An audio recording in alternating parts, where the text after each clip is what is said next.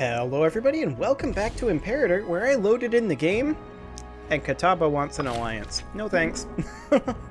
We have a giant manpower deficit though, and we need to continue ticking forward to regenerate manpower. That is currently top priority, because if we get declared on, we're kinda screwed right now, honestly. We have very little we can actually do about it.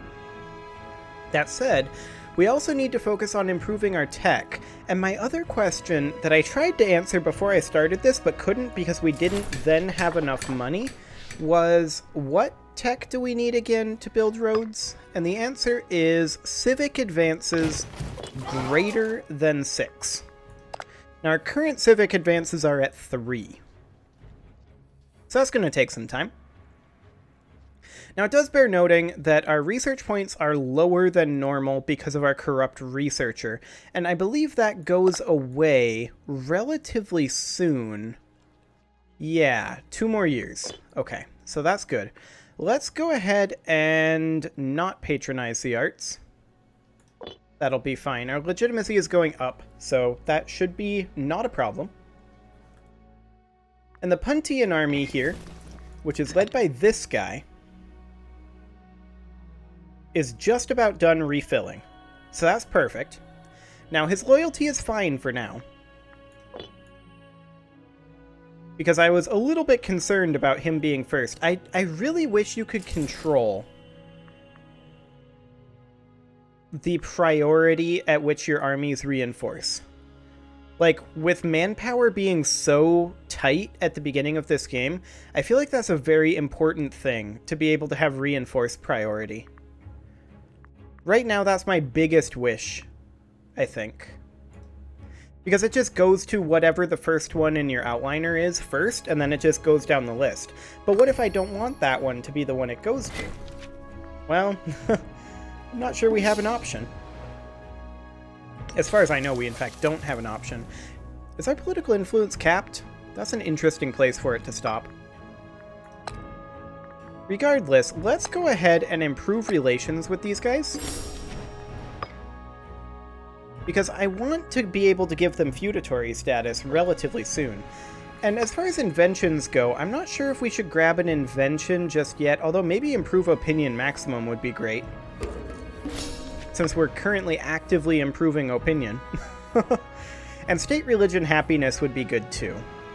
At the same time, I really want to be upgrading some of our settlements to cities and putting together some libraries and things like that. We can actually build a library here now, and we're going to do exactly that. And the same over here. As soon as we have the money for the library, which will be a few months. Okay. Fair enough. Can we import anything of note? No, we cannot. Okay. Sounds excellent. Well, regardless, we definitely need to be getting our tech up. Reason being, we are getting some sizable behind-time technology bonuses. We are 40 years behind time, which, I mean, given our position in the world, isn't the end of the world, but it's also a little bit awkward. Now, this guy here, in a fine display of financial acumen, has made significant alterations to the national budget. We should expect to see much better revenue this year. So, we could either have him gain loyalty or we gain 10% national tax. I'm going to take the 10% national tax. We don't need loyalty from him. He's very loyal as is. Okay, so that does mean that we are making a lot more money, and we're going to be able to afford this library this very month.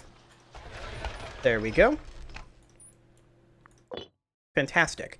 Now we do need to focus a little bit internally on getting our settlements upgraded to cities. That's going to be a pretty important thing going forward if we want to be a contender. And we can get a military tradition. We could get the phalanx tactic, which I'm not exactly sure what bonuses that gives. Is that something that we do here? Where exactly do we do tactics? We're starting to get deeper into this game than I've gotten before. At least in terms of the newer stuff. I'm not sure where we actually do the tactics. That might just be in battle, and we don't necessarily control that. Regardless, Phalanx tactic is very good. Port defense, military, colonies. I think we go ahead and grab the Phalanx tactic and continue going down this. Mercenary army maintenance reduction, monthly general loyalty, heavy infantry being better. That would be good. We're unmarried currently. And we're 16. Did I miss our character dying? I may have. Anyway, let's choose somebody who is, you know, not 60. That would be nice.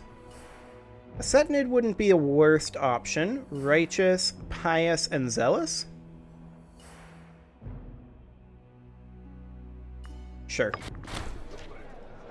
Oh, and they're not even going to charge us any money. Fantastic. And the general of the Puntian army gains 10 loyalty. Yep. Okay, that's great. That is fantastic. The Puntian army is... Hang on. Is this guy disloyal? This guy's disloyal.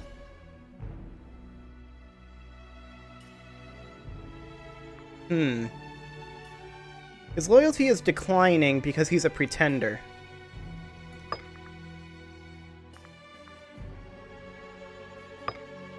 And our Master of the Guard is supporting him. We could just bribe him. There we go. Just stay put, buddy. Keep your men drilling, please. Excellent. Unfortunately, he's next in the list. This is where all of the troops are going to go. Should we maybe flip him with the Katabian army? Let's see, this is Timoleon Petubast. I think we'd have to... Apparently we can't flip them? Or can't just swap them? Okay, fair enough. I mean, it doesn't really make sense given the time period, I suppose. That kind of didn't happen. And it'd be a gamey sort of thing to do anyway. I think what we need to do, though, is save up our money and keep getting ourselves cities built. And in each and every city, an academy and a library. And then beyond that, we can build whatever's needed, like manpower generation or money or whatever we need. So I think that's the game plan. We should go through all of our cities. So let's go into population map mode. And let's just double check all of our cities. That one's good. That one's good. This one has a library. It does not, however, have an academy. So I'm going to get rid of a temple and put in an academy in its place. Excellent. And this one over here has a library and an academy. Library, academy. Library, academy. And library, academy. Perfect. Now every city that we build, we can build a library and academy in as the first two buildings. And then beyond that, we can just kind of do whatever. We've verified now that we're good to go on that front, so all is good. Now we're gaining 181 manpower every month. We have a 29,500 manpower deficit currently. So we're definitely going to need to build that up. And I have a feeling that by the time we get that built up and our army's expanded, I'm going to be getting itchy feet to go to war. Like, I already kind of want to go to war, but we really, really can't handle a war right now. We really just got to take some time off. Can we settle this over here? No, not yet. Okay. See, we're still in cultural assimilation. Diatica here only has slaves. It's a big part of the reason that we've got problems there. Now, Mosulon here is assimilating very slowly indeed. Fair enough. That's okay. We'll get this colonized soon enough. as well as this over here. It should be very soon, actually, that we're able to colonize these. And we can't colonize this stuff up over here, so that'll be fine. In the meantime, we should start growing our settlements into cities. So, 200. And yeah, it seems like political influence does indeed cap at 500, at least right now. So, this does take 50 political influence and 200 gold. So that's a good way to spend some political influence. And honestly, I feel like we just spend all the money we can on this. Like, maybe we even, if we're planning on just chilling for a while, maybe we switch over to the tax benefit.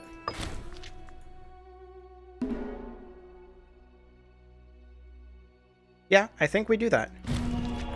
We'll just sit on taxes for now, and we do lose 20 manpower a month. And that's gonna add up. But, I mean, this is over a period of how long? How long is that actually going to be? This is over a period of 5 years. So, I'm going to pull up a calculator here real quick. So, 5 years times 12 months is, of course, 60 total months, times 20 manpower is 1,200 manpower over the period. That is not amazingly relevant compared to the amount of money we could potentially make. This guy would gain some prominence. He's the governor of Arabia Felix. I don't want to lose popularity, and I don't want to get jealous, so have fun. Okay, let's go ahead and get this building. Get that city built. It is going to take quite a lot of time, so we're going to need to do that. And we should also potentially think about... And this is a settlement here. No, I changed my mind. I was saying we should potentially think about getting rid of this fort, but ultimately, if Catawba falls, we really want to have this fallback position, so I think that'll be fine. Yeah, that'll definitely be fine. And we want these fort controls over here, just in case we go to war with Boris, which we probably will do eventually. But we are definitely not in a position to go to war with anybody right now, especially not somebody who is friends with these guys, who they don't have a ton of cohorts. Actually, they don't have a ton of cohorts anymore.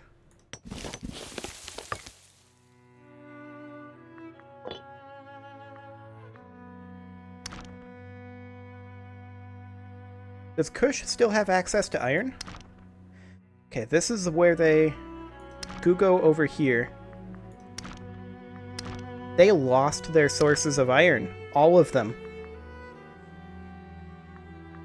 Huh. So these guys are the threat now. There's no doubt about that.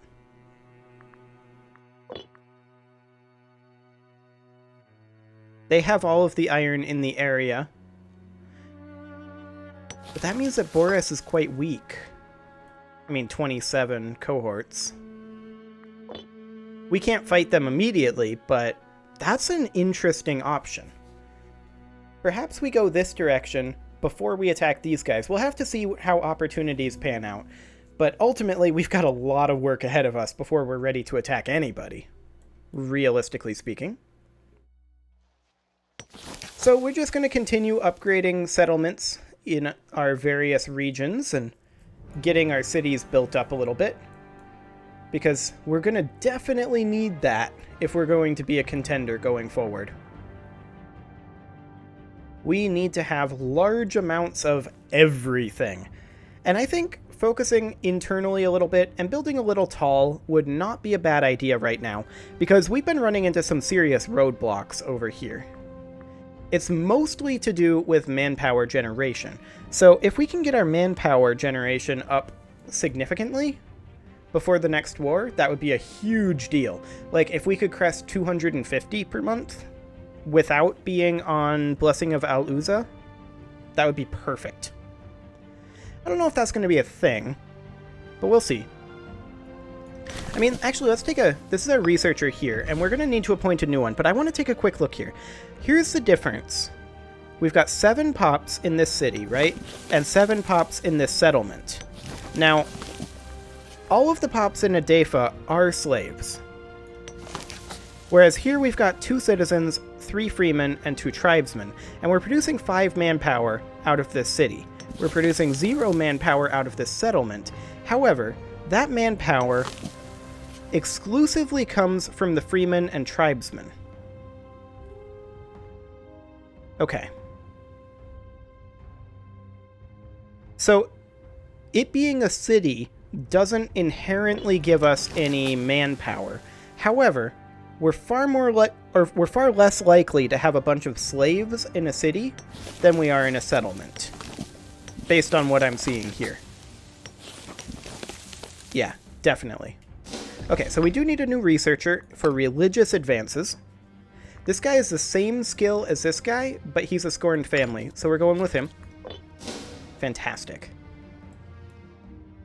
And we almost have enough to start getting Adefa upgrading to a city. Or are you already? You're already doing it. Roja or Mekele, then. One or the other. It kind of doesn't matter, although pops are higher in Mekele, so I think I would rather do this one first. We're going to get both of them for sure. But let's just get this queued up. Fantastic. We're going to be spending all of our political influence on this for a while, I think. Anyway, it is time to put a cut in here, so I'm going to go ahead and do that. You can leave your offerings to the engagement gods in the form of likes, comments, subscribes, and bell ringings, and I will see you all next time.